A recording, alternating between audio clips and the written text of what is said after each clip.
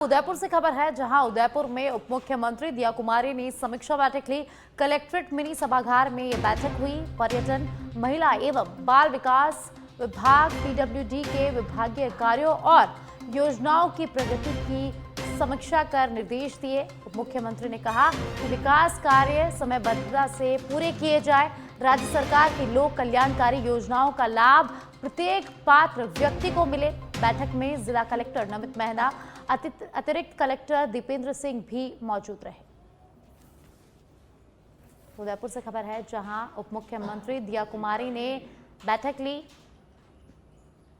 Collectorate सभागार में दिया कुमारी ने बैठक ली और आवश्यक दिशा निर्देश भी इस बैठक में दिए गए।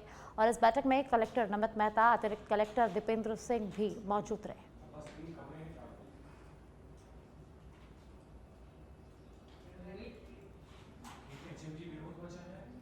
छत्तीसगढ़ के उप मुख्यमंत्री अरुण साव प्रवास के तहत जांजगीर पहुंचे।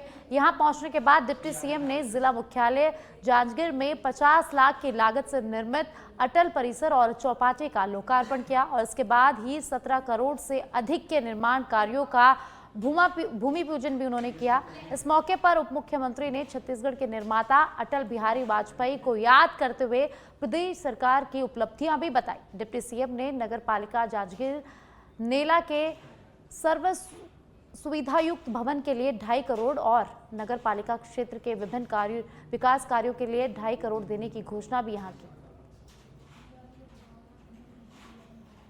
आज नगर पालिका जांजगीर में अटल परिसर का लोकार्पण हुआ है, चौपाटी का लोकार्पण हुआ है, साथ ही 17 करोड़ के काम, एसटीपी का निर्माण, नालंदा परिसर का निर्माण और पेयजल विस्तार संवेल निर्माण के कामों का भूमि पूजन हुआ है। 50 लाख के कामों का लोकार्पण और 17 करोड़ 18 लाख के कामों का भूमि पूजन हुआ है। मैं जांजगीर वासियों को इसके लिए बहुत बधाई और शुभकामनाएं देता हूं। छत्तीसगढ़ के निर्माता भारत रत्न पूर्व प्रधानमंत्री अटल बिहारी वाजपेयी जी की प्रतिमा का निर्माण राज्य के सभी नगरीय निकायों में किया। और अब जयपुर से खबर है, जहां डीसीपी वेस्ट के निर्देश पर कार्रवाई की गई। राहगीरों का अपहरण कर नगद राशि और मोबाइल लूटने के मामले में कार्रवाई की गई है। पुलिस ने इस मामले में 2 अभियुक्तों को गिरफ्तार किया है। विधि से संघर्षरत 2 किशोरों को यहां निरुद्ध किया गया है। पीड़ित मनीष सिंह पवार ने रिपोर्ट दर्ज करवाई थी, जिसके बाद ये कार्रवाई की गई है। जयपुर से खबर है, जहां पुलिस ने 2 किशोरों को निरुद्ध किया है। अपहरण और नकदी राशि और मोबाइल चोरी के मामले में पुलिस ने इस कार्रवाई को अंजाम दिया है। तो जयपुर से खबर है, जहां डीसीपी वेस्ट के निर्देश पर बड़ी कार्रवाई हुई है। अपहरण कर नकदी राशि और मोबाइल लूटने के मामले में पुलिस ने यहां कार्रवाई को अंजाम दिया है। पुलिस ने 2 अभियुक्तों को गिरफ्तार किया है। आपको बता दें कि पीड़ित मनीष सिंह पवार ने रिपोर्ट दर्ज करवाई थी, उसके बाद पुलिस ने इस कार्रवाई को अंजाम दिया है।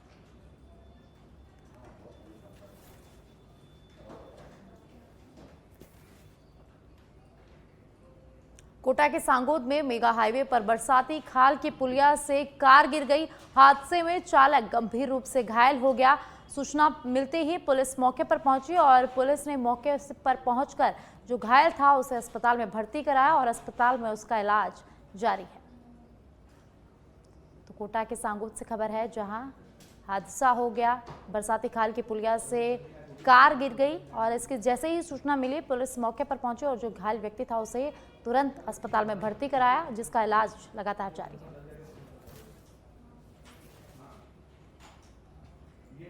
और अब सुमेरपुर से खबर है, जहां राजस्थान सरकार की वरिष्ठ नागरिक तीर्थ यात्रा योजना के तहत जवाई बांध रेलवे स्टेशन से विशेष ट्रेन को देवस्थान विभाग मंत्री जोराराम कुमावत ने हरी झंडी दिखाकर रवाना किया है। इस अवसर पर स्टेशन परिसर में समारोह पूर्वक कार्यक्रम आयोजित हुआ।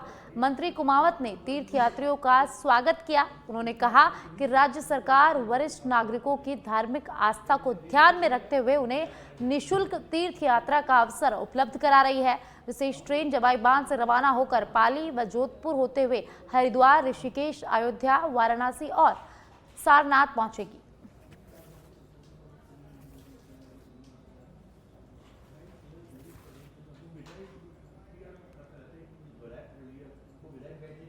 आज वरिष्ठ नागरिक तीर्थ यात्रा योजना में जो राजस्थान सरकार द्वारा चलाई जा रही है, उसमें जवाई बांध से ट्रेन हम रवानगी कर रहे हैं और जवाई बांध से 276 यात्री उसमें बैठेंगे, 100 यात्री पाली से बैठेंगे, 350 यात्री जोधपुर से बैठेंगे और ये ट्रेन यहाँ से हरिद्वार जाएगी, फिर अयोध्या जाएगी, वाराणसी जाएगी और ऋषिकेश जाएगी, सारनाथ जाएगी।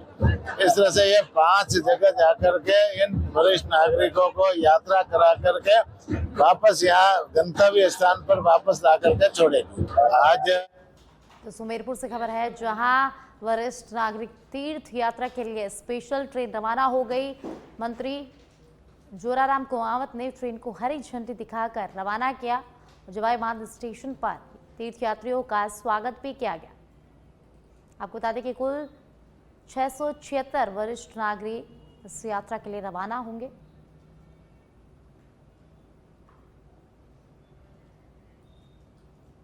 जयपुर से खबर है, जहां एशिया कप में होने वाले भारत पाकिस्तान मुकाबले को लेकर राजनीति गर्मा गई है। कांग्रेस खेल प्रकोष्ठ के प्रदेशाध्यक्ष अमीन पठान ने इस मैच का कड़ा विरोध किया है।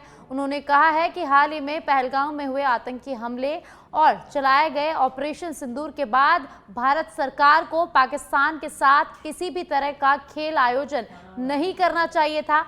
अमीन पठान ने सवाल उठाया कि जब सरकार खुद ही कह रही है कि पाकिस्तान से न तो पानी साझा करेंगे और न ही व्यापार, तो फिर क्रिकेट मैच की जरूरत क्यों पड़ रही है। उन्होंने आरोप लगाया कि बीसीसीआई अध्यक्ष का पद गृह मंत्री अमित शाह के पुत्र के पास होने के कारण यह मैच कराया जा रहा है।